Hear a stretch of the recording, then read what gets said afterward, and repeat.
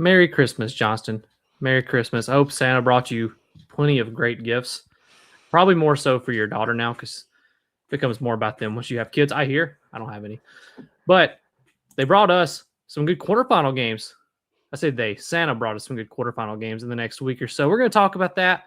Maybe some other bowl games. The People's National Championship. The Pop-Tarts Bowl. Of course, that's the People's National Championship. Some other bowl games. Got some interesting college basketball news. You're going to talk about LIV Golf, and I'm going to let you talk about it, and I'll maybe interject. But, happy to be back. Still fighting for 10 subscribers. If you want to hop on that train and subscribe for us, as mentioned, we would very much appreciate it, of course. Johnston, you got anything you want to say to the people? Yeah, Trent sent me an article over the weekend, and I just wanted to say, shout out, Rudolph the Red-Nosed Reindeer. He overcame adversity this weekend. It was a foggy night, and, regardless of everything that was thrown his way, the rookie came out and he showed out, and he did the job. So shout out Rudolph. Shout out Santa's team. Hey, what a great coaching staff they have over there, man. I mean, it's just unbelievable. It's next level stuff. Let's go ahead and talk about some other great coaching staffs that got you here to a quarterfinal game. So that's going to take place next week. We decided to be safe and to go ahead and talk about the quarterfinal games because with all travel and holiday season, don't want to run the risk if we don't get to do another episode. So we wanted to talk about these. Now, we'd like to do an episode before the quarterfinal games, just to be clear if you are watching this, but chose to be safe, and go ahead and preview the games now, just in case we don't get to see them. I think we're going to go in the order of just how they're listed on the bracket in front of me. So that would mean Oregon versus Texas Tech first. That is 5-seeded Oregon against 4-seed Texas Tech. I think this is a very intriguing game between these two teams. I saw where Dan Lanning this week actually came out and said he thinks this game should be played on Texas Tech campus. He's in agreement that quarterfinal games should be on campus. He thinks it'd be a cool environment. I think he also said he's happy that they're not in Lubbock, of course, because, a neutral site game is a little better. But he was, on the train that these quarterfinal games should be held on campus. But this is a game between two teams that I can see it going either way, Johnston. Yeah, so, Texas Tech has a long history of playing so well at home and not so well on the road. So Dan Lanning's probably he's probably relieved in that sense, but it would be a cool environment. I think you need to be rewarded for getting a bye, and I think that would be a way to do it. But nevertheless, they've advanced to the quarterfinals. I think these two teams are similar from a roster standpoint. I would say I believe that Texas Tech is slightly more physical up front, and their defense just flies around. They've played really well in that conference championship game against BYU. That one linebacker, I forgot his number, but he had like 3 picks in one game. So like they don't have enough football and they're flying around, and I'm excited for this game. It's gonna be interesting for sure. Yeah, I think this is an intriguing matchup. Of course, I will point out that just a few things let me do this first. Oregon scored about 39 points a game. Texas Tech scoring 42. Oregon is 10th in the country in giving up points per game. They're 16.3. It's really good. However, Texas Tech is 3rd in the country at 10.9 points per game. Ohio State's the best. We're going to talk about them at that. Both teams pretty balanced offensively. Oregon has 251 yards of passing yards a game, 217 yards on the ground per game. Texas Tech throws at about 289 yards per game and runs for about 190. So a little bit more pass, but pretty balanced between the two teams and pretty similar stats between those two teams. When you look at their defense, Oregon only gives up 158 yards through the air, 113 yards on the ground. This is where it really separates for me in terms of at least how the stats show it. Texas Tech will give up 185 yards passing per game. I will note a lot of that is trash time because they've been up so big. However, are only giving up 68.5 rushing yards per game on average. So it's been hard to run on Texas Tech. As mentioned, a little of that can be factored into them winning games pretty big in the Big 12. But that is kind of the stat profile there for both teams. Looking at one other thing, if you go by F+, which is kind of an analytical site, Texas Tech's defense is considered the second best defense in the country. So while they're only giving up the third fewest points per game, they're considered the second best opponent adjusted efficient defense in the country, giving up less than a point per possession. So that's elite. Yeah, I think that I would say that Big Ten has the edge when it comes to competitiveness, but in my opinion, there's not a ton of depth in the Big Ten. There's a few superpowers, but they're decently comparable with their opponents. I would argue, because there's so many teams in the league, but yet, and we'll talk about this later. It seems that these teams aren't playing the gauntlets, or they're not playing all of the good teams in the conference, which is a smart move by the scheduling. But I think when you look at these stats, a lot of times they're lopsided because of who they play, but they're decently comparable, I would say, in with these two teams and their schedules they've played so far. Yeah, I think a lot of that, we don't have time to talk about it today, is with conferences becoming so big, it's creating a scheduling imbalance. And I'm going to have stuff to talk about some other teams if we get a moment later about that, specifically some ACC teams if we get a shot. But, I can talk about Big 12 schedule as well. And people were saying, oh, is the Big 12 that great for Texas Tech? They lost one game to Arizona State where their quarterback didn't get to play. That was Texas Tech, of course. They did not have their quarterback, and they lost to Arizona State, who's a good team. But other than that, their closest game was 24 points. I believe 23, to Kansas State, it looks like. Oh, my bad. Another bad math. 22 actually to BYU the first time. But that was the first game they played, and they kind of suffocated BYU. They blew teams out when they played them. So, yeah, the schedule may not have been strong, but they were never really threatened by any team. And, you hear the statement, good teams win, great teams cover. I think Texas Tech embodies that with how they played this year. I really just don't worry too much about the schedule. The only thing that bothers me by looking at that is if they were to get into a tight game late, how does that impact them? Because, you do prefer the experience of being in those games. So how does it impact them if it's a tight game with like 2 minutes to go? But I'm not too worried about the Texas Tech part of things. I picked Texas Tech originally. The closer we get, the more I'm feeling Oregon. But I don't know yet. I think I'm still going to pick with Texas Tech because that was my gut instinct.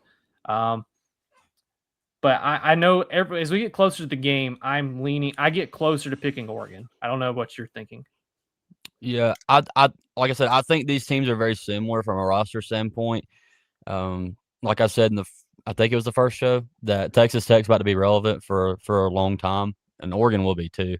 Dan Lunding's done an awesome job there. I don't see them being irrelevant for a long time as well, but we can't ignore what Texas Tech is spending from an NIL perspective. I'm fascinated with that because I bring it up every show, and I'm going to talk about it with basketball as well. I think basketball is going to even matter more than in football, but nevertheless, we can't ignore that these rosters are changing. The teams that were good or the teams that were not as good are becoming really good just due to the resources that they have. If Oregon was more physical, from my perspective, if Oregon was a more physical team, now this is just my perspective, I would take Oregon, but I think it's at least even. If not, Texas Tech may have the edge from a defensive side. So I think I would still stay on Texas Tech if I had to pick today. I think it's going to come down to how much does Jacob Rodriguez impact the Oregon offense for Dante Moore. So if Rodriguez, there was talks of him at linebacker maybe getting some Heisman run. He was having such a good year. Believe he used to be a quarterback. I'm joking. They've mentioned that several times. He walked on and they moved him to linebacker, and he's become a stud at linebacker. Oregon is interesting because they've had some injuries on their offensive side throughout the year. I wonder how Moore performs. That's their stud freshman. And then you got Kenyon Sadiq, who is just a matchup nightmare. He's had issues. He's a tight end. If he's healthy, that might give Texas Tech some trouble as well. So we may not know fully how good Oregon's offense is because I don't think they've been 100% for a while. Not many teams are, though, at that point. But I guess we'll quickly, you said you're sticking to Texas Tech. I'm sticking with Texas Tech right now on the show. Said the day of the game, I might flip it. To Oregon, I'm not quite sure yet. But I'm going to stick with Texas Tech as of right now. So let's move on. Next game, Alabama against Indiana. This is going to be an intriguing one because we've already talked about it. And I said, I'm not talking to you anymore about this because I think we need to save it for the show. Yeah. Alabama beats Oklahoma, of course. I didn't mention it. My fault. Oregon beat James Madison. I just didn't think it was relevant to mention. I'm sorry. I think the score was a little closer than it actually was. Alabama comes from behind to beat Oklahoma and will now take on the number 1 team in the country in Indiana. Very fascinating. Indiana, no offense, probably has the worst football program history ever. That's not me taking a shot at them. I think everyone knows that. Alabama is the mecca of college football. All right, I mean, that's title town. That is probably the best history in college football. So it's a very intriguing matchup in that sense, especially when you consider that Alabama is the underdog in this game against Indiana, which is a credit to how Curt Cignetti has performed in 2 years at Indiana. Yeah, not just an underdog, but I believe it's 6.5. I'm going to look at it right now. Let me pull it up. Do you have it over there? No, while you do that, though, Indiana's scoring 41 or 42 points per game. They are 55.8% efficient on third down, 50% on fourth down. Very good, at moving the chains. 33 minutes and 21 seconds of average time of possession, only allowing 10.8 points per game. That is the second best mark in the country, and that statistic right there. If you go by F+, they are the second best team in the country. And there's a decent gap, by the way, between Ohio State, Indiana, who are 1 and 2, and third in the country. So Indiana's pretty clearly the second best team in the country, according to the analytics. Third best defensive team in the country, fifth best analytical team in the country. So, I mean, I think Indiana has done everything to warrant be the number 1 team. Alabama is scoring about 31.4 points per game. I have some thoughts on their offense. I'll save for that in just a minute. They're giving up 17.9 points per game, which is 13th best in the country. Honestly, I think their defensive time has saved them. They're the 10th best defensive efficient team in the country, according to analytics. And that's a big credit to Kane Womack. I don't know if you found the spread while you're looking and all that time. I had no. So Indiana's a 6.5 point favorite. When's the last time Alabama's been a 6.5 point underdog? It has to be quite some time. I couldn't tell you when. Alabama and Indiana play at 3:00 in the Rose Bowl, by the way. Oregon, Texas Tech at 11 a.m. in the Orange Bowl in Miami. Didn't mention that. I know this is kind of going backwards. 9 a.m. body clock kickoff for Oregon. So that's interesting. But I do think this game is quite intriguing between Alabama and Indiana. Did Alabama's offense wake up in that Oklahoma game? They had been slumping for about a month. Did they figure things out? I have some issues with how their offense was still working at the time. I think they got a few good breaks, some great catches from 2 really good receivers in Brooks and Bernard. That's going to be a big thing for me is did Alabama's offense wake up, and how can they attack this Indiana defense who has been really good all year? I mean, this is the Indiana defense who shut down Ohio State's offense in the Big Ten championship game. Yeah, I'm gonna have to wait and see because I'm not buying that. Oh, we're just back offensively. That our problems are fixed because we found a way to win when our defense brought us back into the game. Now, when you have momentum, anything can happen, and we had to make good. Players had to make plays for us to even, win the game. Jeremy Bernard's catch. I mean, you can't deny that almost pretty much sealed it. And without that, who knows what happens from there? And that's my struggle with Alabama for the past 2 years. I feel like we're just big players make big plays, and I understand that when you have guys that you can do that, but I feel like we lack discipline, and I'm going to talk about that. I'm going to continue to talk about that. I feel like we lack discipline and structure, and we feel unorganized and rushed, and that sometimes we're just throwing it up and letting guys make plays, and you can get away with that for so long, but eventually it'll catch up to you. I think my issue with Alabama is they walk such a tightrope offensively this year. We can't run the ball. I say we're Bama fans. My apologies there. But Bama cannot run the football effectively, consistently. I have some issues with the offensive line. I've seen rumors that they might make a change at offensive line coach after the year. Bring in Sam Pittman, please, if possible. I like Sam Pittman as an offensive line coach. If he wants it, I don't know. And I don't think Alabama's offensive passing game is necessarily explosive either.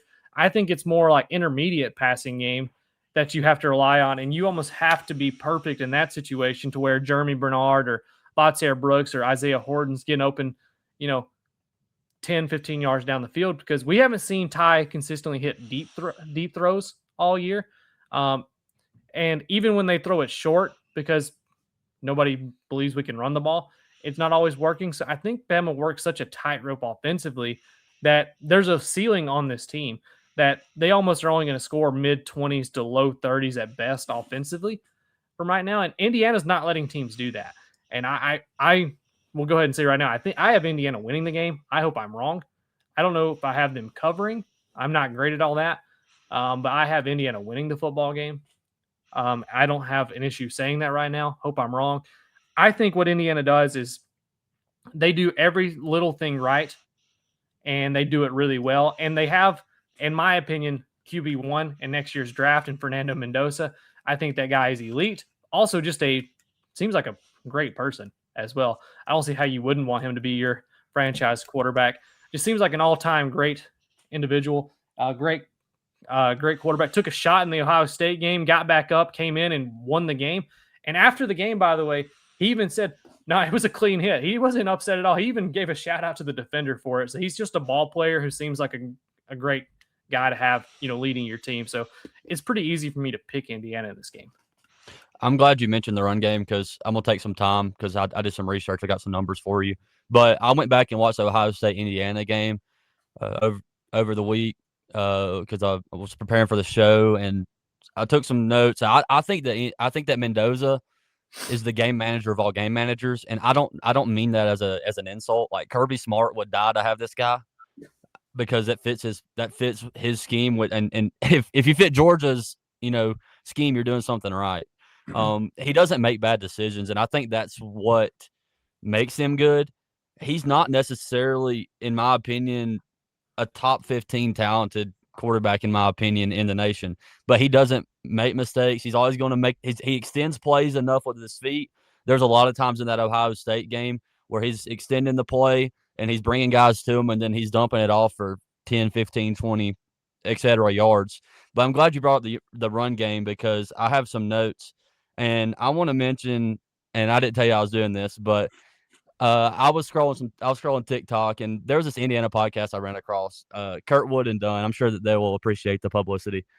And I'm not going to play it, but I'll read what he said. He said, "I do think Alabama is really good. I just think IU is a better team. I just don't think these people," referring to Alabama fans, "watch the games." Okay.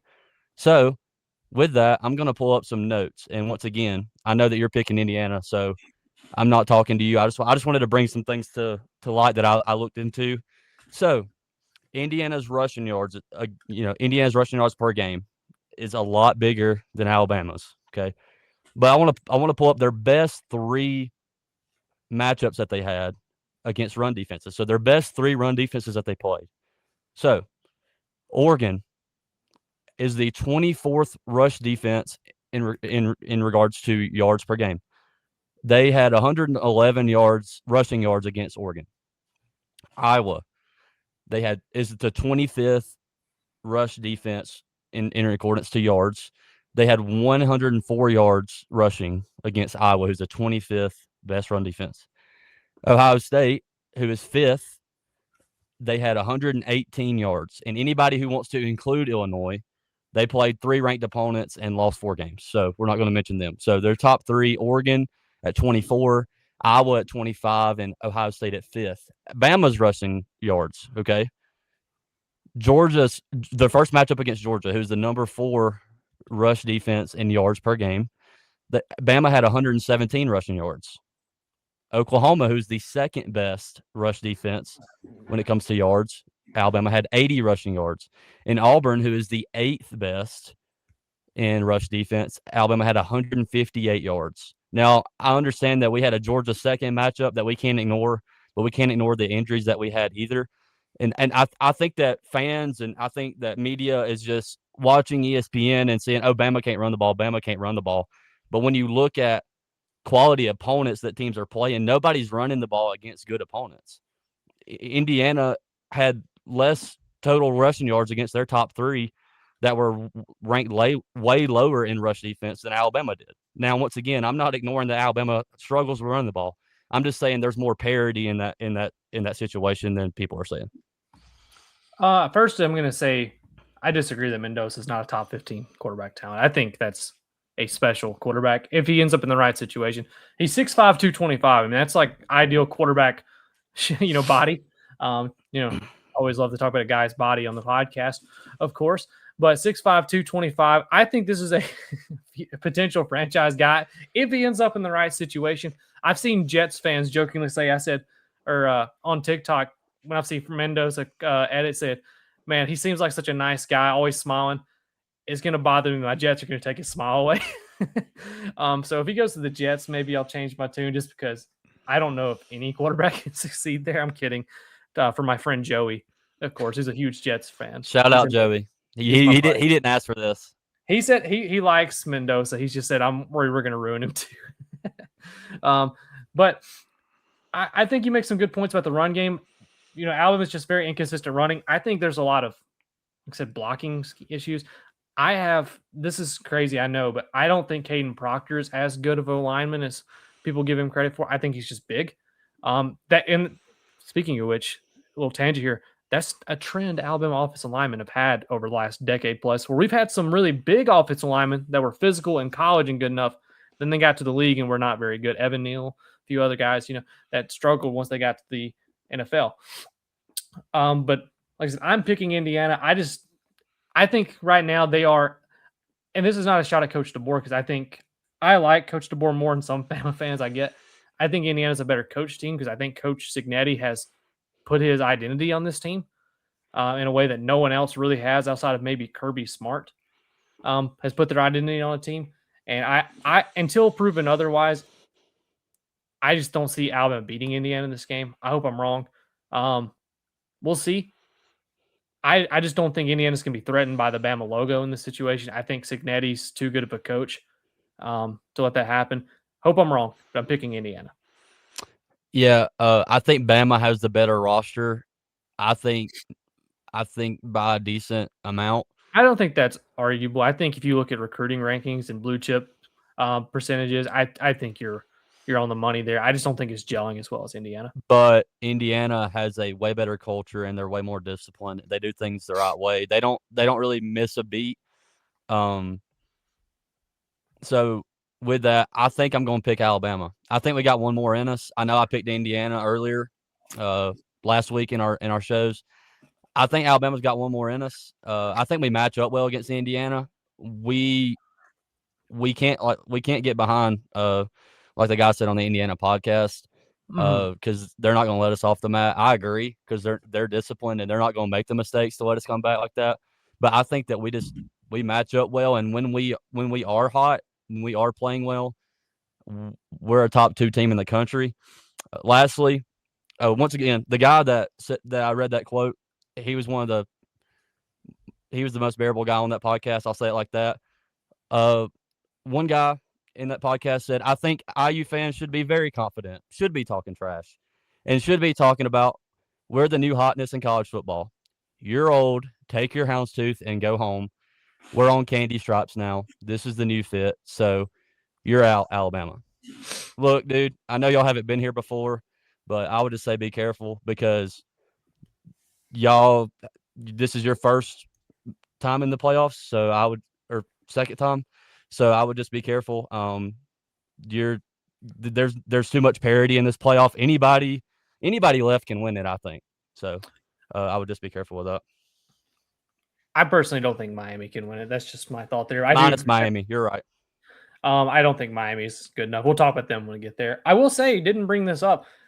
Last year, all 4 teams with a bye lost in the first round. So this would be the first year where a team, if they were to win that had a bye, would get a win. So, I mean, technically history favors Alabama in that situation. Like I said, I'm picking Indiana, though, in that game. Going to move on to Ole Miss and Georgia. That is the final game of the quarterfinals. I know we're saving the first game of the week, which is going to be that I believe it's New Year's Eve game. That is Miami Ohio State for last, but I'm going down the bracket.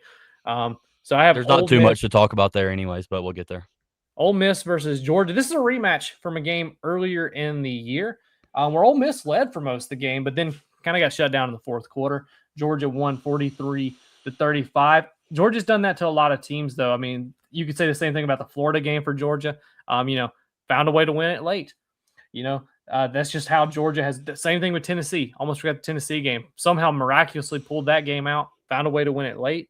Ole Miss had every shot to win that game in Athens.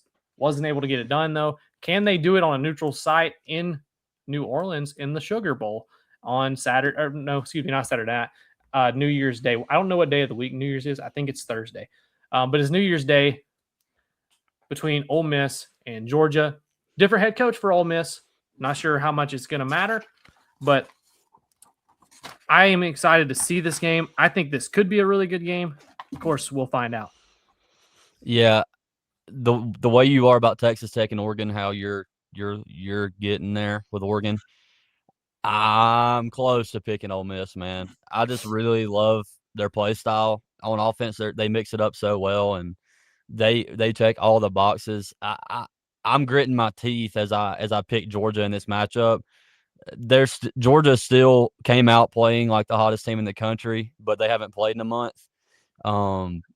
Man, I'm interested in this game. This is probably, if I'm a college football fan and not an Alabama fan, this is the game I'm really most excited for.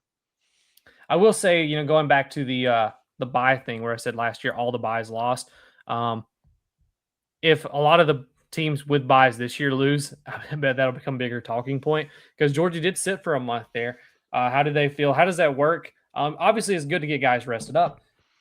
But looking at this, Georgia is 6th in the country on F+, so analytics, 6th best team in the country. Ole Miss is 7th. So they're right behind them according to this F+ statistic. If you go with offense, Georgia's the 11th best analytically efficient team. Offensively, they are the 11th best defensive efficient analytical team in the country. Ole Miss, I'm going to start with their defense. They're 26th in the country in analytical efficient defense, opponent adjusted efficient defense, 4th in the country offensively. Now, of course, they lost Lane Kiffin, who was an offensive mind. They have a defensive-minded head coach now. A lot of the offensive staff that went to LSU with Lane Kiffin is coaching at Ole Miss during the playoffs. Charlie Weiss Jr., of course, he's there. And by the way, I know we all give credit to Lane Kiffin, and rightfully so. He is an offensive genius. Charlie Weiss Jr. was calling the plays this year for Ole Miss. It wasn't Kiffin calling the offensive plays. Weiss Jr. was calling the plays for Ole Miss. So that is pretty big. We'll see if Trinidad Chambliss can get it done this time. Kwan Lacey. They got some offensive weapons that can give Georgia trouble. I don't think Georgia's unbeatable, but for my money, they have the best coach in the country, and I don't think that's disputable in Kirby Smart, who is incredible at making in-game adjustments. I really like Glenn Schumann. Defensively, I think he's pretty good, and I think in a few years, he's going to be a great head coaching candidate for a team. Jokes aside, if let's say DeBoer were to leave Alabama this late for Michigan, which I'm still not buying, I wouldn't hate if Alabama considered calling Glenn Schumann, but that's a side point. But I'm intrigued by this matchup between Georgia and Ole Miss. I'm picking Georgia still in this game until something proves me otherwise. I'm going to go with the team that has been there and won it before and has the stability, that Georgia has. Ole Miss, of course, a lot of drama this offseason. I think they're going to play hard for their head coach Golding, but I just don't see them beating Georgia. I would argue that Ole Miss will not look any different nor feel any different with Pete Golden at head coach, and I argue that because Charlie Weiss still calling plays.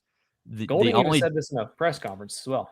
The only difference is Pete is going to decide when they're going for it on 4th down, when they're going to punt it, like the game time decisions. The play calls were coming from Charlie Weiss in the regular season anyways. So, and Pete Golden's not going to go for it on his own 15 on 4th down. Well, I will say turn it over. Ole Miss has a 69% 4th down conversion rate this year. So they were pretty good when they went for it on 4th down with those play calls. So I'm not too, I guess, worried about that part of it if they do decide to go for it. You did mention, I will bring it up real quickly before we move on to the last game. Pete Golden had a press conference a few days, it might have been like a week or so ago at this point, where he said when he was at Bama, Saban missed the Iron Bowl because of COVID, and they had Sarkisian step in, and he said it wasn't really a big deal because it's so late in the season. We just kind of kept doing the same old thing. So we knew who we were at that point, and everybody did their job. The way it is, that's how we're going to do it here. It's so late in the season. Nothing's really changed at this point. And I don't disagree with him. I think next year's going to be the better evaluation of Pete Golding as a head coach, because you got all this emotional sugar high, if you want to call it that, and you know who you are right now that you can carry into this game. So I'm not too worried about Ole Miss just falling apart entirely. It's just going to be maybe in-game decisions that you got to watch for Golding late in the game because he's never had to make those decisions.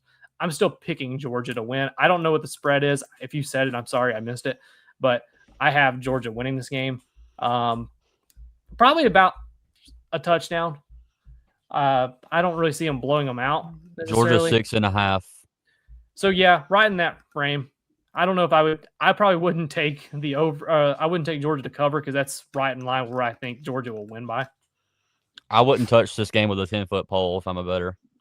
I'm picking Georgia, but I'm gritting my teeth, dude. Like the whites of my teeth. That's left, by the way. Not much left, but what is left is fading. That's how hard I'm gritting my teeth, man. I'm really interested in this game. From a podcasting standpoint, Ole Miss winning would be far better. So I agree. That would be a lot more fun to talk about. No offense to Georgia fans, our buddies Ben and Father Jacobs. That's a compliment to Georgia and what they've been doing. Yeah, I just think it'd be far more interesting content-wise in terms of Ole Miss winning that game because we get to talk about the Lane Kiffin side of it, Pete Golding side of it, a lot of other stuff. We've already got Georgia fans on TikTok calling us Ole Miss homers. So yeah, of course. Also, because I mentioned other people, hey Hunter Jones. I gave you a shout out. Shout out. No one else has earned it yet out of our friend group. Hunter Jones, you get one. My king, Hunter Jones. We'll see if he finds it. I'm not going to mention it. Well, you might. We might. I don't know. We'll see if he finds it. Make him watch the show. We'll move on to the final game. That is the game happening on New Year's Eve. Not sure if I'll watch it because Stranger Things finale is also on New Year's Eve. And, well, I mean, probably why they placed this game that night because I personally don't see Miami having a shot against Ohio State in this game. I've seen people think this could be a good one, and I will give credit. I do think from talent, Miami has a lot of talent on the roster, and they look like a legit football team, and maybe they can play with them early. I just think Ohio State's going to suffocate them eventually, and I just don't trust Carson Beck for Miami. I think personally for Miami, Ruben Bain in that defense has to be the best they've been all year, and they've been great. By the way, Miami's defense has been really good. They're the 5th best defensive team in the country, according to analytics. So I think they could. But I think Ruben Bain and that team is going to have to cause chaos against Ohio State. Make Julian Sayin look rattled. Keep the ball out of – I don't think you can do for both Jeremiah Smith and Carnell Tate, but shut one of those two down at least. But I personally just don't think Ohio State's going to lose this game just because I don't think Miami, even if they were to shut them down, can score enough on Ohio State's defense to justify picking Miami. So I'm taking Ohio State. I don't feel like Miami matches up well on either side of the ball with Ohio State, and I'm the one that picked Miami in the first round, but I knew that this was going to be the end for them. Ohio State is not just a talented team; they're also disciplined. So that's what makes them great. Is that they're not just one or the other, but they check all the boxes in that sense. They literally, from my perspective, when I was watching that game, they operate like an NFL program. The way they communicate on the offensive line, I mean, as a football fan, it just makes me giddy. K. Curry, number 92 on the defensive line, he's an absolute monster. He was causing problems for Mendoza and that offensive line all night in that game. And obviously, I know I'm not the only one to talk about him, but Jeremiah Smith, him being that big, he's 6'3", 223, and he's still running by dudes and beating them by 5 steps. I just don't think Miami has a snowball's chance and where in this game. I just don't. Yeah, I don't see a shot. Ohio State is number 1 in F+. The mark between them and Indiana, just to give you a clear idea here, Ohio State's 2.36, Indiana's at 2.35. Oregon's considered the 3rd best team at 2.19. So that's a decent little gap there between who they think is the best teams in the country. Ohio State's defense is ranked number 1 analytically. And just to give you an idea, they're 2.6. Second is Texas Tech at 2.23. So a pretty considerable margin in terms of analytics favoring Ohio State's defense. Now Miami is 5th in that mark, but here's the big gap. Listen to this: 2.60 is what the F plus rating is defensively for Ohio State. That's 1. Miami in F plus defensive rank is 5th at 1.77. That is a significant gap. That shows you how elite the top defenses truly have been in college football. No slight to Miami's defense at all. I think a lot of the credit for Ohio State goes to, they have a guy named Matt Patricia who was confusing NFL quarterbacks forever. Now he gets to confuse 18, 19, 20-year-olds, or a 25-year-old in Carson Beck who's been playing forever. So confusing college-age quarterbacks is not a big deal. They have some great defensive players. Caleb Downs might be the best player in the country. Arvell Reese and Sonny Styles are elite as well. You mentioned a few guys on the defensive line that give people issues. I just don't see a world where Miami can score enough. I think Miami's going to have to force turnovers, maybe score on one of those turnovers, or just give themselves short field, maybe get a special teams type touchdown. And they have the talent to do that, by the way. Miami has a pretty good return guy over there. So I think Miami could do it. I just don't see it happening. It would take everything would have to go wrong for Ohio State. That's the only way. It's either an Ohio State blowout or Miami walks it off or something. I wouldn't say I do think there's a world where Ohio State wins like an ugly 20-10 game or something like that. I could see that happening where it's like 20-10. So but it's going to feel like a bigger game. You know what I mean? Yeah, I can see that score, but it's one of those like Ohio State never was in threat. Yeah. It kind of like how last year where Notre Dame beat Indiana in the playoffs. And I think it was now Indiana scored late to make it closer, but it was only it wasn't like Ohio or Notre Dame ran the score up, but it never felt like Indiana had a shot in that game. And Indiana is a different team this year for sure. But I think you're going to need like Malachi Toney for Miami to make a big play as someone probably on special teams for Miami to have a shot. So I'm pretty easily picking Ohio State, meaning I have Ohio State and Georgia matching up, and then Indiana and Texas Tech matching up. You picked Alabama. So you have Alabama, Texas Tech, and then did you officially pick Ole Miss, or did you stuck on Georgia? I gritted my teeth and picked so you have Georgia, Ohio State still. So correct. We'll see how it turns out. Of course, a few days away from those games, but just being safe, wanted to go ahead and pick those games in case we aren't able to, because holiday season traveling, you're across the country from where you typically live right now. So we just wanted to be safe here. We are going to talk about some other games with the People's National Championship coming up first. BYU versus Texas Tech in the best bowl game. This is, by the way, I'm going to talk about the Pop-Tarts Bowl in general before I talk about the game. This is how all bowl games need to market themselves. This is a marketing masterclass from Pop-Tarts. How they market this game, how they make it kind of goofy. They kind of have gone the way of minor league baseball in the sense that we're not the major leagues. We get that. How do we get people to care about our games? So minor league baseball, you'll have people racing in funny costumes. You'll have all kind of goofy games going on in between games, a lot of attractions. That's how bowl games need to become. I think that is a step in the right direction of getting people to care about these bowl games. Having a consumable mascot is hilarious. And I cannot wait to see what they do this weekend with their Pop-Tart mascot. They have nailed it the last 2 years. It has been absolutely 10 out of 10. The marketing person that came up with it deserved a raise and then another raise afterwards. I don't know if y'all can tell, those that are watching the show, but Trent is infatuated with the Pop-Tart Bowl. So we kind of have this joke, and I'm kind of in now. At first it was funny, but I'm like, look, he's right. I mean, this is cool. They're doing it the right way. I think that you can get too cringy where it's like the teams don't even care, but that's not this one. I mean, it's a good matchup, man. This is a great matchup. This is one that I'm looking forward to watching. There's there's some like the Xbox Bowl. I thought Master Chief coming out and handing out this trophy was a little was a little I cringe. disagree. I loved it. That was so funny. I'm sure you did, but I love the picture of Butch Jones and Master Chief on the trophy. yeah, I thought an atom was gonna split when Butch Jones and Master Chief was like shaking hands. He's went from the champions of life to the Xbox champion. I mean, what a path for Butch Jones. We can talk about has his career worked out. I believe a lot of people would take that path of champion of life when he was at Tennessee to Xbox champion at Arkansas State. I'm sorry. Continue. I know. Shout out Butch Jones, man. He didn't ask for this, but shout out Butch Jones.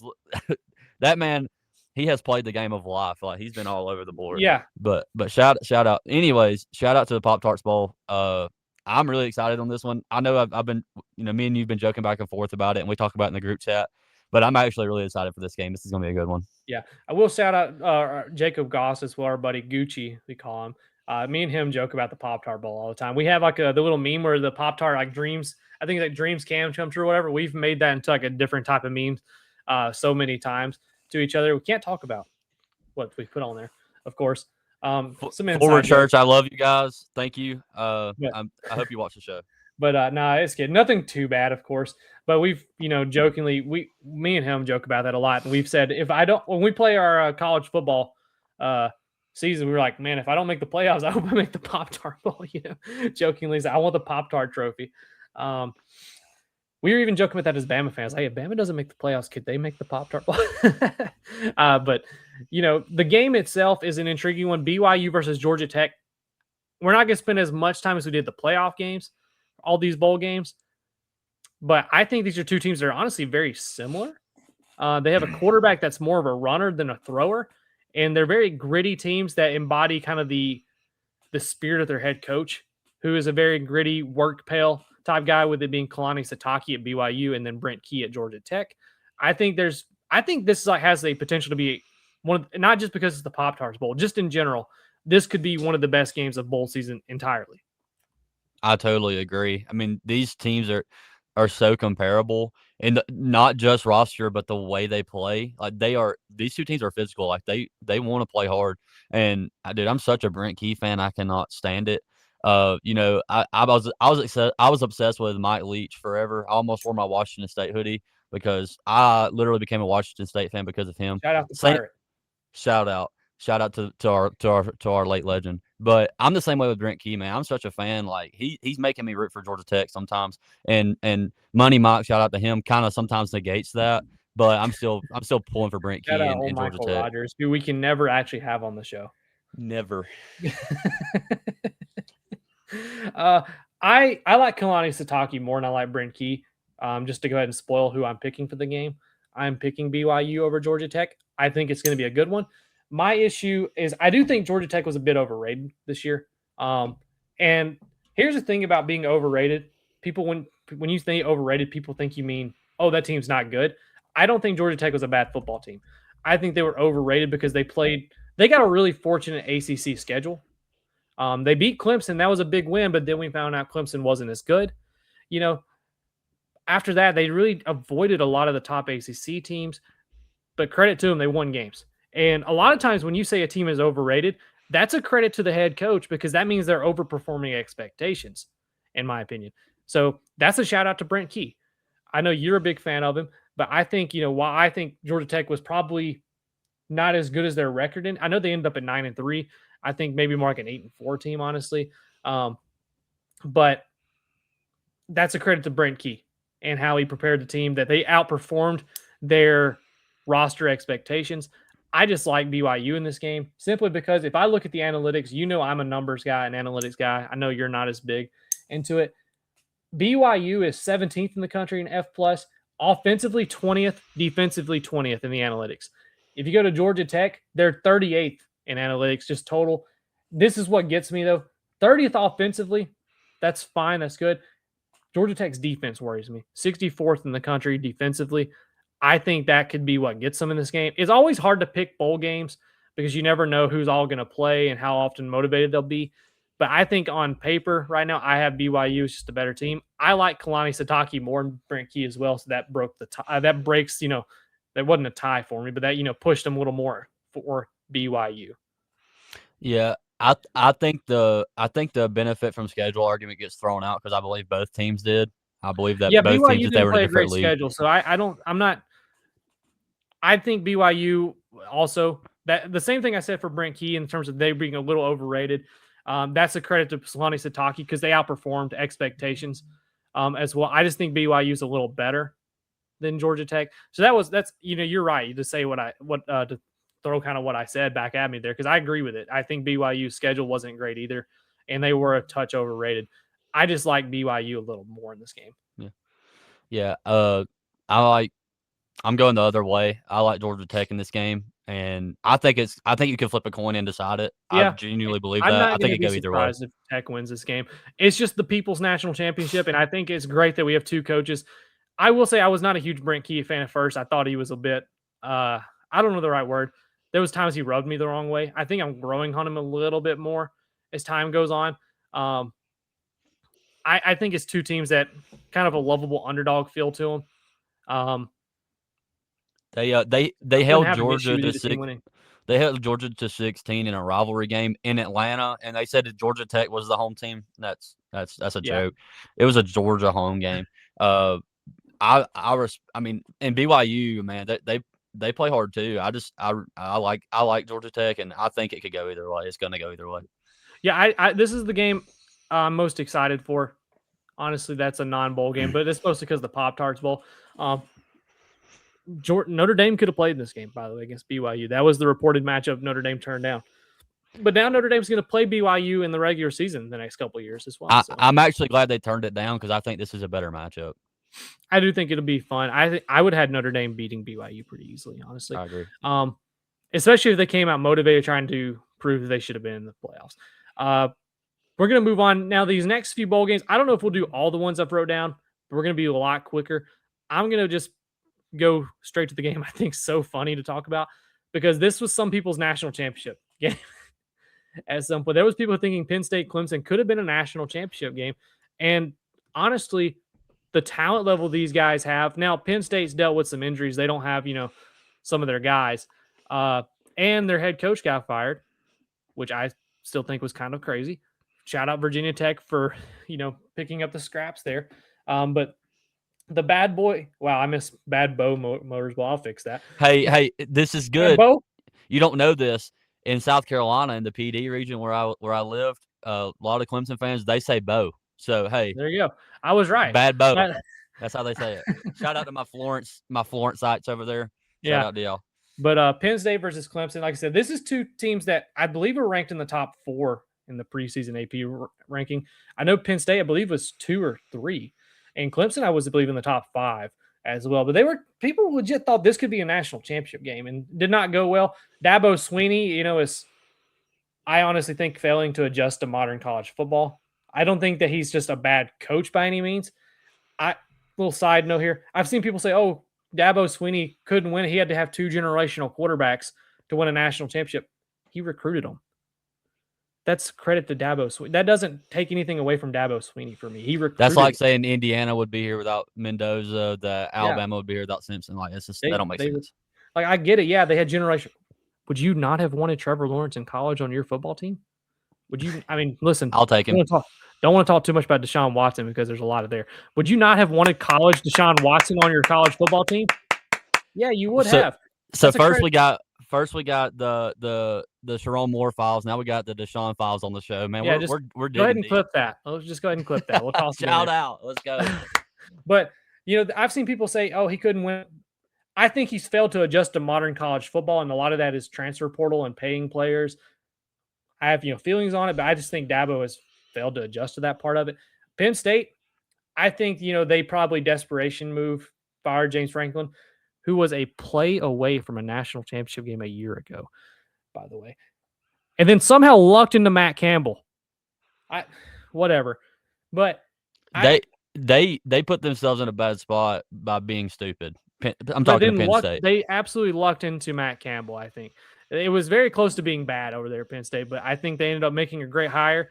That's the thing. If you're going to fire a guy, you got to get someone better. And I think there's a shot Matt Campbell could end up being better at Penn State than James Franklin. So that's I'll finish that diatribe later, some other show. But I think this is just an intriguing game because of what they could have been preseason wise. I took Clemson. I don't have a great feel for it, but I took Clemson. I'm taking Clemson specifically off of culture. So I got to watch a lot of Clemson when I was in South Carolina. Dabo, man, he's a fun one to play for. And what caught my eye, so they wear these orange pants in the big games, and they only wear them in big games. Well, when they went on the road to Boston College, they had their orange pants on because they were like, "Well, every game's a big game," and I respected that. I was like, No, that's a cool I do moment." think So that is something Dabo is very old school, old head in the sense that while that has hurt him in terms of adopting to the modern age of college football, he still treats these bowl games like this is a big deal. I guarantee you, Dabo Sweeney has treated this like a national championship game almost this week, or I say this week, leading up into this game. I guarantee he has treated this game with as much respect as you can treat the Bad Boy Motors Bowl.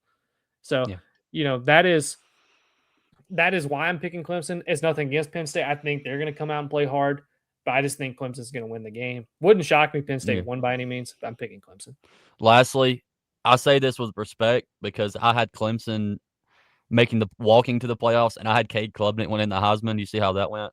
But I feel like this is like the biggest letdown bowl in terms of Yeah, two I teams that don't. did not expect to be here. You weren't the only person I think who made that prediction. There was a lot of people excited on Clemson and Penn State because they before the year they had a lot of guys ready to maybe go in the first round.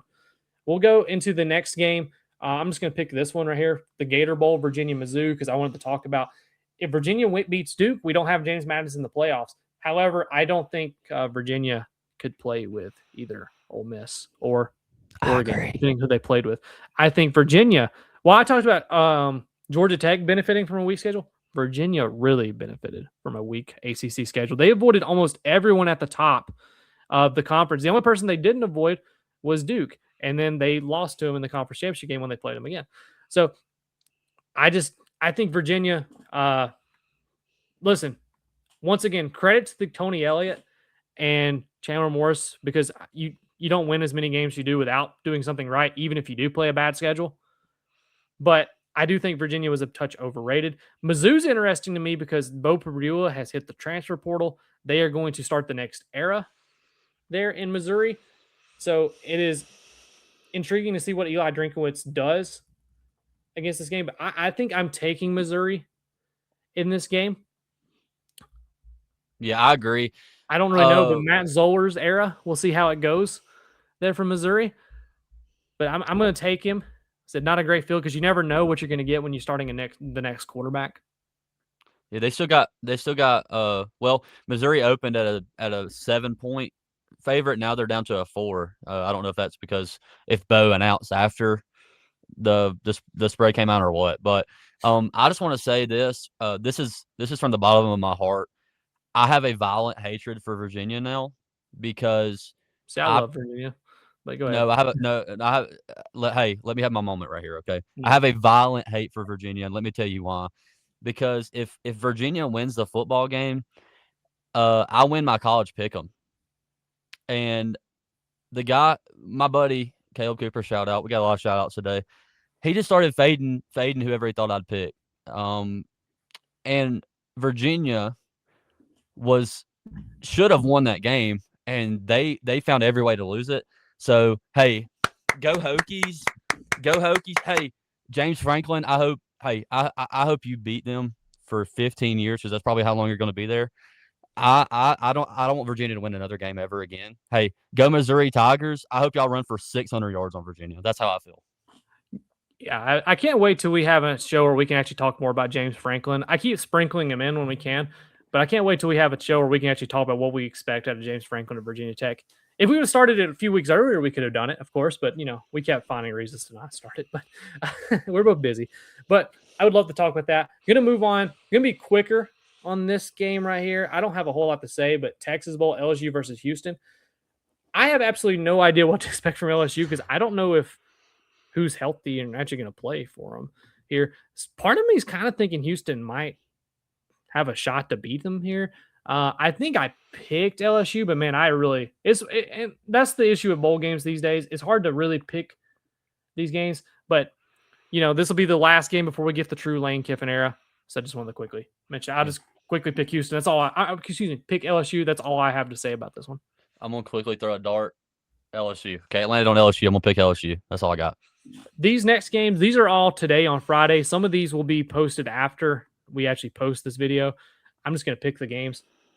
The game above Sports Bowl, that is Central Michigan against Northwestern. I'm taking Northwestern in this game. You just want to pick, or do you have any thoughts on it? I will take Northwestern because they wear purple. Okay. Shout out to my Remember Bulldogs. Hey, that's all I got. People joke about it, but sometimes the people who win the March Madness bracket are the people who pick by colors and mascots. So that's why women are good at it. There's reasons people randomly win that stuff. So you might be onto something. The Rate Bowl also on Friday. This will probably be over before this gets posted. I'm not sure because I have a Christmas to attend. I don't know when I'll get to post this or if you get to post it for us. New Mexico versus Minnesota. I'll pop it back up there. My apologies. I'm picking New Mexico because I really like head coach Jason Eck in this game. Now, I like PJ Fleck as well, but I think eventually someone is going to realize Jason Eck at New Mexico is a decent head coach. And I don't know if he'll ever be like an SEC or Big Ten, but I think like a Big 12 or an ACC school is going to get Jason Eck and get a really good head coach in a few years. So I'm picking New Mexico. In a parity game like this, I'm not picking against PJ Fleck. I just love him in general. He's a great coach, and he hasn't had the greatest success there, but I'd like to see what their spending is, what their resources are. I don't know there. how it's one of those schools that I don't know how you can really evaluate the success in Minnesota because I think he's been consistently solid there, and that's maybe their ceiling until because of the new age of college football until somebody starts, writing more of a check. Yeah, I would guess that if he wanted to leave, he's had opportunities to. I know people are thinking maybe Michigan ends up with him if they strike out with everybody. Speaking of Michigan, supposedly zeroing in on Kyle Whittingham today. This is broken. This is like right before we got on, so I didn't have time to see if you wanted to add it. We can talk about it real quick. But supposedly Kyle Whittingham is a name emerging in the Michigan head coaching search. Not done by any means, but I think that would be almost like Penn State where they fell backwards, luckily, into Matt Campbell. I think if you're Michigan, if you somehow luck into Kyle Whittingham, that would be an incredible, look what we ran into type of moment here. Yeah. I would bring that up because I've seen PJ Fleck maybe being down the line of, hey, if we're Michigan, do we go? Now, PJ Fleck has some weird background history as well. If you don't know about the Western Michigan stuff, that may keep Michigan away from it because of what Jerome Moore got fired for. It might keep PJ Fleck from getting the job. I don't know if you know that story about Fleck or not. I don't know if I should tell it on, screw it. Go ahead. I mean, it's public. Supposedly, PJ Fleck cheated on his wife around the time that his son, I think, was sick. It was something along that lines, and cheated on his wife. So some infidelity there. So you'd be firing Jerome Moore for a guy who, when he was in, was it Central Michigan he was at, or was it Western Michigan? But it was he was at a Michigan school when he did this. So if you're Michigan, do you bring that guy back? Yeah. Type deal. But anyways, yeah. I think Kyle Whittingham would be a fun pivot. Yeah, that would be interesting. I'm sure Utah would love for that to happen. I'm being sarcastic. That would be kind of wild. Where, and I wonder how much the private equity stuff that Utah did. It definitely plays a role. Yeah, into it. It's an interesting story. We don't have a lot of time. There was thoughts that Morgan Scalley, which was their defensive coordinator, he was named head coach in waiting, that other schools were calling him, trying to get him to leave. And so people kind of forced Whittingham out so Scalley didn't leave because people believe, Whittingham is getting close to retiring anyways. So it was kind of a weird situation. Did they force Whittingham out so they didn't lose Scalley because they didn't want to lose Scalley? That private equity conversation is a whole can of worms. In the offseason, that'd be a good one. That'd be a good one in the offseason to talk about. We'll definitely find a way to talk about it. Let's move on. Last Friday game, quickly, FIU versus UTSA. I will pick UTSA because Florida International's analytically 101. UTSA is 71st analytically. So I just went with the numbers there. I've watched these teams play because I have no life. But I'm not going to pretend to have a great feel in this game, so I picked UTSA. Yeah. I live for the Tuesday and Wednesday night college football matchups. I get to watch my JSU Gamecocks a lot. But I also seen some UTSA. I'm going to take UTSA in this game. I am interested that the line has moved from 8.5 to 5.5. There's a lot of line movement in these games. Like once again, I don't know if it's because of late opt out announcements or what, but I'm taking UTSA. No idea. I have one big game I'll save to the end, but we're going to have all these other games. These are just games I think we may not have a shot to talk about before the next show.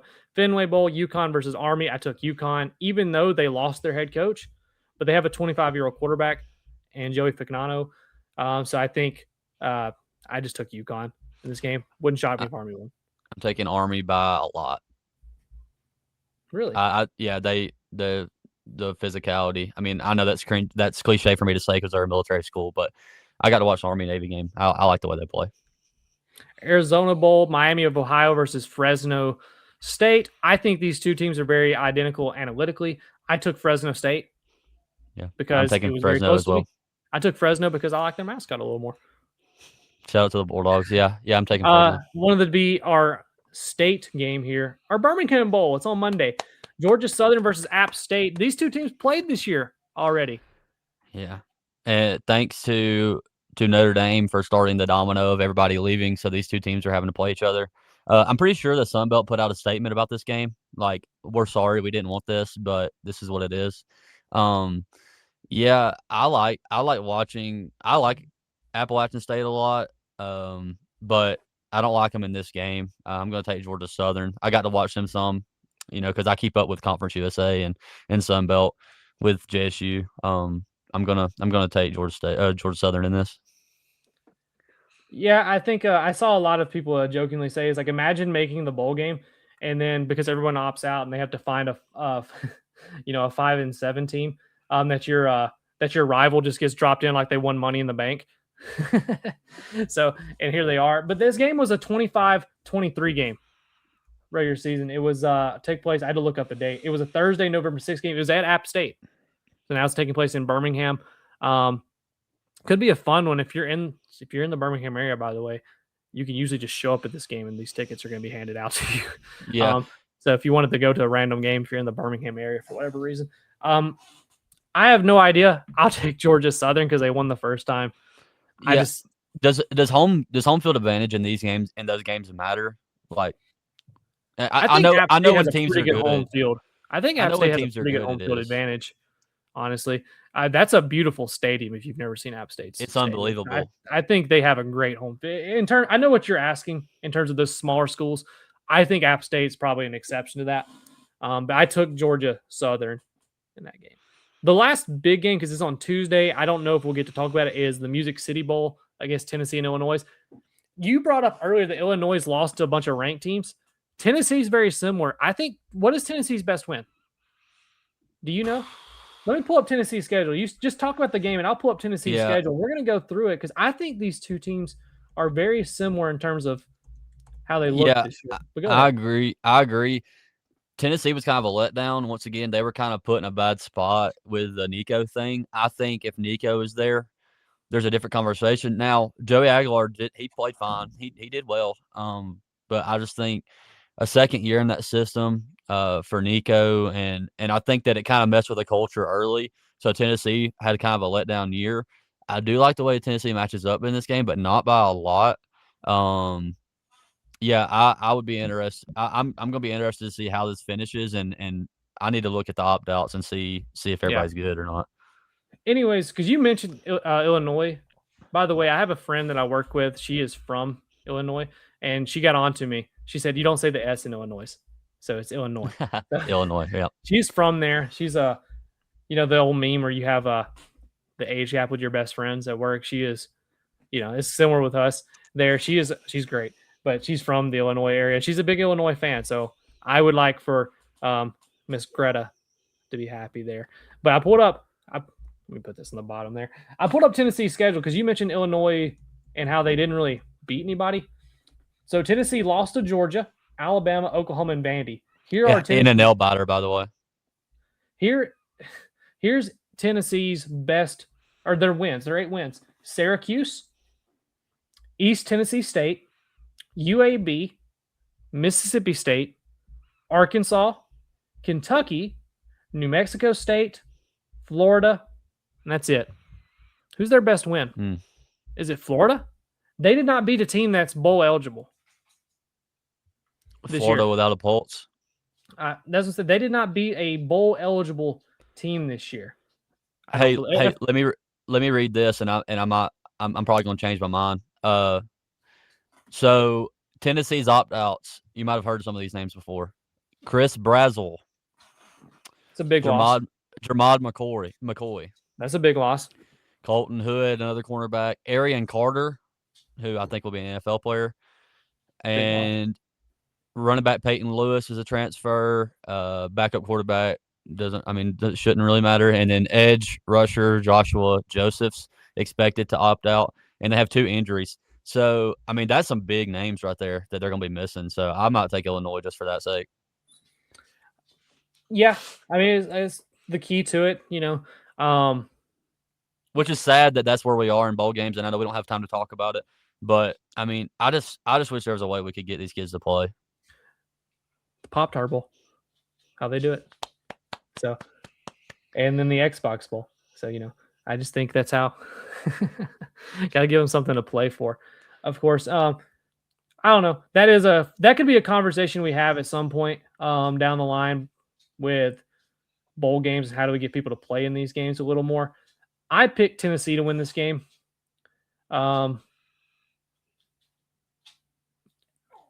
Even with the opt-outs, I don't think Illinois is that great. I have questions about if Josh Heupel's actually a great coach or not, to be honest with you. So I kind of hope he stays at Tennessee forever, to be real with you.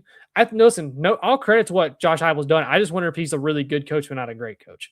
And I'm perfectly fine with Tennessee being in that range forever as a Bama fan. Because if they're bad enough, they're going to want to fire him, and they might get lucky and fire the next good guy. But their playbook is a pain in the rear to play against, though. That wide stack junk, it's depends on who you ask. Some people aren't a huge fan of it. But I run the crap out of it in NCAA. I mean, yeah, it's 26, so. It's fun there for sure. But I took Tennessee in this game. Shout out Paul Emmert, my king. But I hope Illinois wins because of my friend at work. I picked Tennessee to win, but we'll see. I hope Tennessee never wins a game. So I hope so too. I hope so too.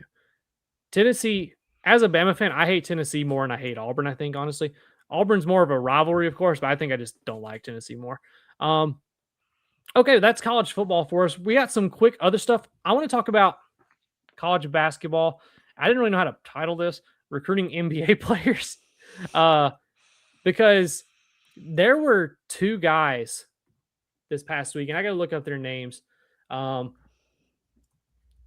I got to make sure I get this name correctly for Baylor committed or got a commit from James Nagy. I don't know if I'm pronouncing that correctly at all, but he is an international player that was drafted in 2023. Now, I know in 23 for the NBA draft, there was 2 picks forfeited. So I don't know if it was pick 31 exactly, but I do know it was the first pick in the second round, which would be the 31st pick normally. I think the 2 forfeited picks were in the second round. So I believe he was pick 31. But he was drafted in 2023, and now he is committed to play college basketball. And I think this is an interesting conversation in the sense of, should this be allowed? Should this not be allowed? He was drafted by the Pistons at the 31st pick. I found that out. His rights were traded to the Charlotte Hornets and then later traded to the New York Knicks. He is from Nigeria, and I believe he was playing in Barcelona at the time of being drafted. And so, for context, a lot of international players that'll get taken in the second round, they're called draft and stash players. You will draft their rights, and when they choose to come over, their rights are owned by a team, and so he would join the Knicks essentially at this point. The reason a lot of those guys stay over there in the second round, if you're a first round guy, you probably would come over. If you're a second round guy, the money's not as great, not as guaranteed. You'll probably want to stick out whatever contract you have internationally. And if you play better, it's a little bit better negotiating tactic for you when you come over here. And more likely you make the roster because you're not guaranteed a roster spot. So you could leave a contract, come over here and get cut, and now you're in trouble. So I get why, he hadn't fully came to the NBA, but this is also a guy who's played in the summer league. and now he's committed to Baylor. There's some international guys. Utah got to commit from an international pro league, but I don't think he'd ever actually been drafted, but he was an international pro. And they're going to be eligible to play as soon as the spring semester starts. I think this is a tricky situation for college basketball to be involved in. I think this is a disgrace to the sport. I feel very strongly about this. I mean, letting professionals come over and play amateur. Now, I know it's not amateur because they're getting paid, but the NCAA is begging for a break off doing this. They're begging for one. Football's already ready to. The Big Ten, the SEC is already ready to take their ball and go home. When you pull stunts like this, it's killing the integrity. What integrity is left of the sport of college athletics? You can't let professionals come over and play college sports. I mean, we're already having issues with basketball players being 25, 26 years old. Yeah. And then now you're going to let professionals come play college sports mid-season. It's an absolute disgrace, I think. I think you're killing any bit of integrity there is left. Lucas Langarita, I probably didn't pronounce it, as the Spanish guard who committed to Utah. Like I said, I don't believe he was in the NBA at all, but so that's a little different. I understand I think the issue is that we got to figure out what the guardrails are for this. That's in every sport right now with the NCAA. That's for a lot of different things. With these players, my thought is, if this was set, how would we feel if the NBA came in college basketball or the NCAA, however you want to word it, came out and made an agreement to where, okay, we can draft this player, but we own his rights and we can send him back to school for a second year. If they came out and said that, how would we feel about it? Because hockey does something like that. Hockey will draft college players and they'll own their rights and they'll go back to school for a year or two. Now, they can't like draft them and then send them back like mid-year. You kind of got to make that decision early. I personally, I don't know your thoughts. I wouldn't have an issue. Let's say if whoever has a pick, if you wanted to take a guy and say, hey, listen, we like your talent. We think you have potential, but we also don't know if you're going to play a whole lot next year.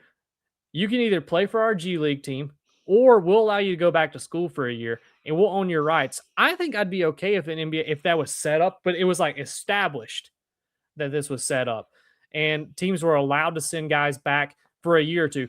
I believe now this just popped up in my head. I'm pretty sure Larry Bird was actually drafted a year before he ever went to the NBA, and it was kind of set up that way. Like the Celtics just took his rights. And if teams are okay with because if it's set up this way, though, the NBA team that's doing this is saying, hey, we're cool with basically forfeiting a year of this draft pick. We're taking a guy with pick 17, 22, whatever it is. We're cool with going ahead and taking this guy now. We're not going to get any help from him this year, but we like him so much, we're willing to take a year kind of gambling on him getting better and coming to the league. And if he doesn't get better, if he gets hurt, then, they kind of wasted a pick. I think if it's established, it's a big deal. There was also a Louisville player that was in the G League. He'd never been drafted because, high school players can go to the G League now. He was in the G League for a couple of years and he committed to Louisville. I think the issue I have with it is the parameters are not clearly defined. And nobody knows what it is. Like, so could Alabama bring back Charles Bediako? Genuine question. Like, I would love that. I don't think that'd be awesome. But I think that's what it needs. It needs to be parameters. There needs to be clear guidelines. Safety rails, whatever we can call them, guard post, whatever. And that's a lot of different things in NCAA, who is a very unorganized organization currently. But that is just kind of where I am with this on, this guy who was drafted coming back to college. I wouldn't have an issue if it was established and everybody knew it ahead of time and he said, hey, listen, we can send him back for 1 year, but because nobody knows about it and this guy's just eligible mid-year to come back, I think that's a bit crazy. Yeah, I think that's the issue with the NCAA that everybody has in general. I know coaches have issues, like especially in football. Teams are scared to do certain things because they don't want to get on probation when there's no rules at all. They don't even know what the rules are. But I think I wouldn't love it with the professionals coming back, but I would be cool with it if there were rules and regulations, like you said, if they establish those things. But the NCAA's problem is they don't have a backbone and they won't put those parameters out. and they're asking for lawsuits and court cases after court cases, and now we got Diego Pavia filing for a 12th year or whatever. Like the NCAA's issue in general is not having the guts to make rules and sticking with them, and then when they get taken to court, they will try to bite people back, like the Jeremy Pruitt situation. Like there's no parameters, but then they try to put their foot down and Hey, try to hold their way on some things. I have the first time. Breaking news. And of course, we're not doing this live, so it'll be later tonight. Kyle Whittingham was just hired at Michigan. Michigan has just hired Kyle Whittingham as the head coach. Sorry to jump in the middle of our conversation. I think we're close to being done. So Kyle Whittingham has accepted the job, or it says expected. I guess it's not official, but it's close enough to where Pete Nakos and On3 is reporting that it's going to be done. So that is in my opinion, at this time of year, considering everything that's went on, how late they fired him, an incredible hire for Michigan. That's a splash, in my opinion. I think that is a really good hire. I think he did incredible things at Utah. We could argue, like, listen, if you fired Sharon Moore at a normal time, and you had your list of every candidate, potential who you wanted, how high Kyle Whittingham, we could debate that. I would still have Whittingham pretty high on my list because I think he's a good head coach, depending on how long he wants to be the coach. But considering everything right now, I think that is about as good of a job as Michigan could have done. We'll see how it works out, of course, because you never fully know until a guy gets there. But Kyle Whittingham expected to be hired by Michigan. I think Michigan kind of got bailed out in that situation. That's the best case scenario for them. I'm sure the Utah athletics department is irate right now, but I mean, or maybe not. Maybe they wanted it that way. But wow, Michigan got saved by the bell. Unfortunately, I think he'll do a good job there. So, especially with the resources that they have. Yeah, and I'm going to try to quickly pull up his coaching record if I can, because this wasn't a segment we were planning. So, I haven't even gotten the notification yet. So if that tells you anything, that tells you how sad my notifications are that I've set up on my phone. I have got them set up. He at 22 years, he's the head coach at Utah. He took over for Urban Meyer, of course. He went 177-88. He went undefeated in 2008, went 13-0, won the Sugar Bowl against a guy named Nick Saban. So pretty good. 10-3 after that, those 2 years. He went 11-3 in 2019. He won 10 games this year and was on the cusp of making the playoffs. If he just beat BYU, he was in the playoffs this year at Utah. And I think he did a great job. Say that again. I said, and that's at Utah. He did all that winning in the old model at Utah. Yes.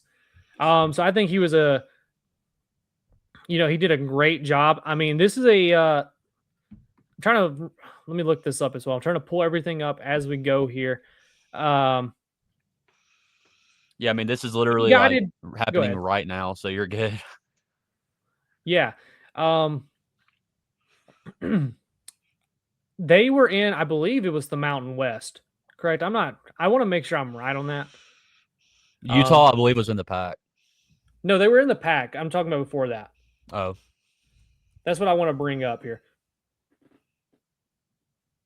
They were in a smaller conference, and then they promoted them. They got promoted essentially to the Pac-12. They joined the Pac-10, Pac-12, whatever you can. They were the Pac-10 at the time in 2010. Okay. And let's see here. Yes, the Mountain West Conference. So they were in the Mountain West Conference from 1999 to 2010. So he coached them from the Mountain West from 2004 to 2009. Utah had become such a staple, and a lot of it probably comes from winning that Sugar Bowl in 2008, to where the Pac-10 reached out and said, "Hey, we want you to join us." Then the Pac-12, I know it, imploded, and they joined the Big 12. But I think Kyle Whittingham. Now, listen, Urban Meyer obviously gets a lot of credit for how Utah grew as well, but Kyle Whittingham took the ball and kept running with it, and honestly grew it. And I think did an incredible job there. I have a great friend named Ryan Foster who went to Utah. He's from Georgia, but he went to Utah. He's a big Utah fan, and he said, "I am so worried." He texted me this morning that he is very worried that Michigan was going to hire Whittingham. Pete Nakos just said staffers at Michigan are being informed now that Whittingham is expected to be hired.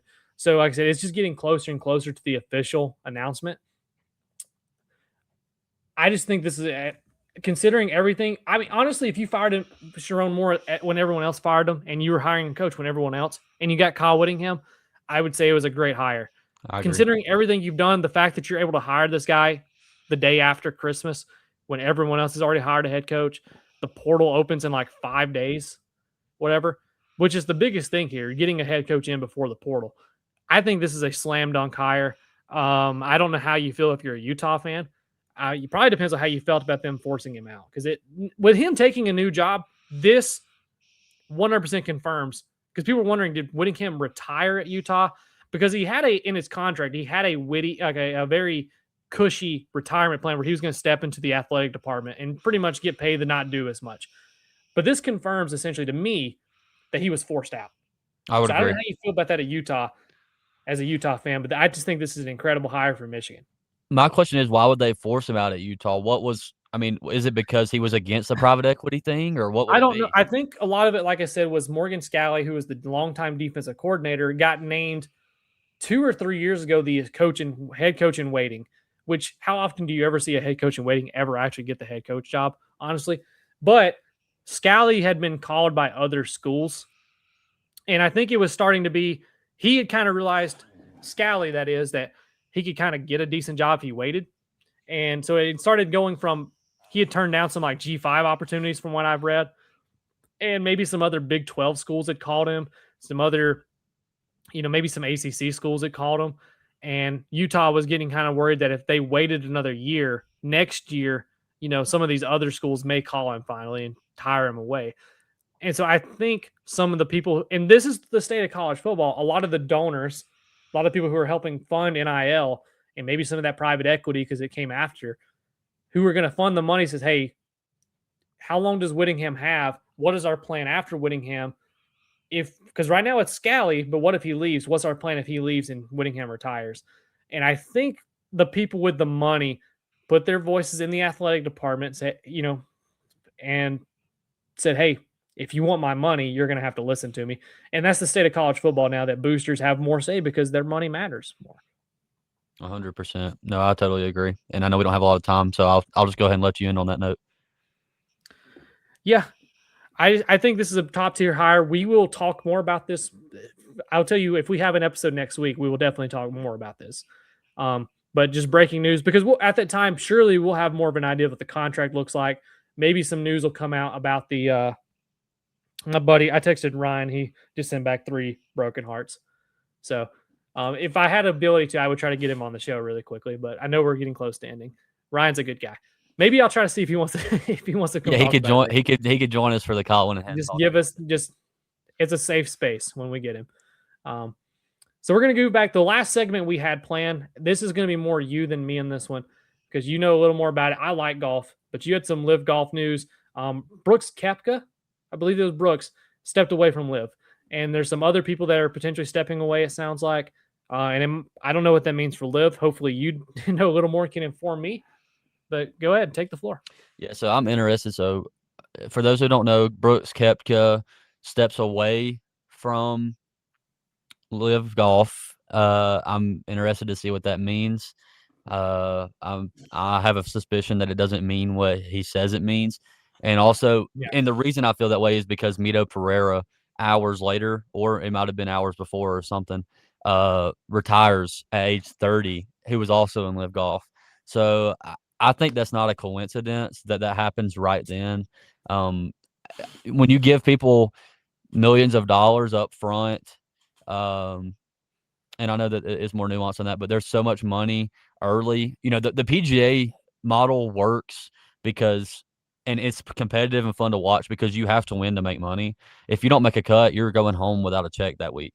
In LIV Golf, I think that they're trying to copy a model that the PGA Tour has. They say that they focus on teams, but there's still an individual aspect. And I think that they just need to go ahead and pivot and just focus on the team aspect because that's a nuanced thing that's never been done before. Look at the Ryder Cup. Every 2 years, the USA gets to play Europe, and every golf fan watches, and it's like the best event ever. Just focus on the team aspect. But I think that LIV is in danger of dying because they're doing a model. They do a shotgun start, which means that everybody starts on a different hole at the same time, so you can't really keep up with it as well as you can PGA. And I think that they're in danger because they're trying to copy a model with a bad money system. I'm interested to see what this means. I don't really know what it means, but I don't think it's a coincidence that they both step out right around the same time. I agree with you. I don't follow it as much, but I do think there's something. When there's smoke, there's fire type deal. And it's interesting because the Saudis own a lot nowadays, and that's the Saudis are funding LIV Golf. They're funding a lot of things. I'm curious to see how that, not just with LIV Golf. I was curious in general how that was going to end for a lot of things. I know that they bought the company that owns EA, I believe, as well, which worries me. Which EA, I mean, I'll say it, they haven't done a good job recently in years of putting out good games. So maybe it'll actually be better. I don't know. We'll see how it ends. Do you have anything else before we get to our closeout here for the LIV Golf situation? Yeah, no, I'm good. Go ahead. Okay, so new segment. We're going to try. I suggested this. I don't know how it's going to go. Johnston may tell me we can't do it again. But we're going to end every segment. And it doesn't have to be anything we talked about. It can be anything you want. What is on your mind, Coach? Johnston, you're going to go first. Anything on your mind? Anything in the world? Okay, I got two things. Ready? Go ahead. Because I thought about this because I had a feeling you're going to do this. So one, you would be proud of me. I won our Catan game last night. I know you'd be proud because you're an From what I elite saw, Catan it player. looked like a legal placement of a settlement because you're allowed to break a road. It just same rules. Like there can't be a house or settlement or a city on the adjacent corner. So for the viewers, I sent Trent like a booth review. Like I sent him a picture. I was getting kind of hot because my wife was doing some suspect things because she's more competitive with Catan than I am. That's her favorite game in the world. And I was like, yo, I got to send it to the rules expert here because Trent is a top player in the state, by the way, of the state of Alabama.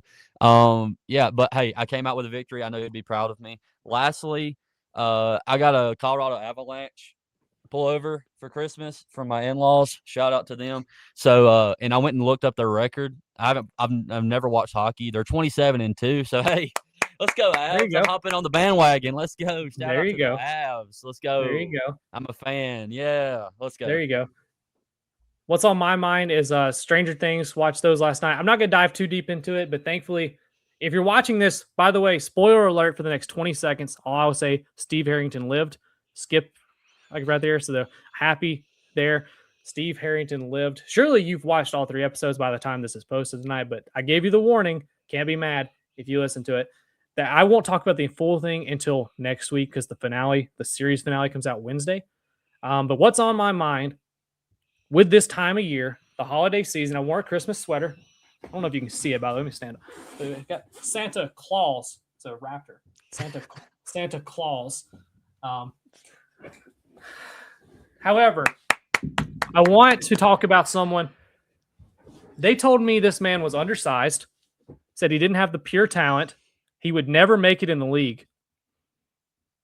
They said Rudolph the red-nosed reindeer didn't have what it took. They said he's only a name because it was foggy one night and he had a red nose. Well, guess what? It was foggy that night. It was foggy that night. And you know who stepped up?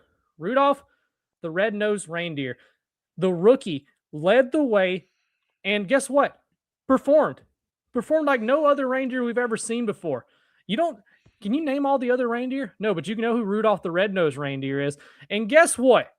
Every Christmas since then, Santa has put Rudolph in the starting lineup at the front of the line. Santa has put his name into the lineup in pen, not pencil. Pen.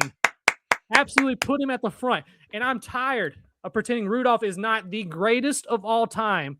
He is one of one. He changed the game. He revolutionized the game. Rudolph the red-nosed reindeer is a legend. He is a hero in this household, not just Christmas time, but an American hero, a global hero. Rudolph the red-nosed reindeer is who we should all strive to be because he doesn't have the most talent. He doesn't have the size. He is undersized. Guess what? He was counted out. Didn't matter. Ain't nobody stopping Rudolph when it's time to deliver presents each Christmas year. It's time to acknowledge the greatest of all time, Rudolph the red-nosed reindeer. That's my MVP. We're closing it out on that. Can't top it. that is the end for us tonight. Hey, still fighting for 10 subscribers. If you want to, toss us one, that'd be cool. You can ring the bell for notifications. I've been told I should say that as well. I think I have a button here for that. Let's hear, boom, like and subscribe. Let's go. Thank you. Let's go. Appreciate you tuning in. We're still working on things.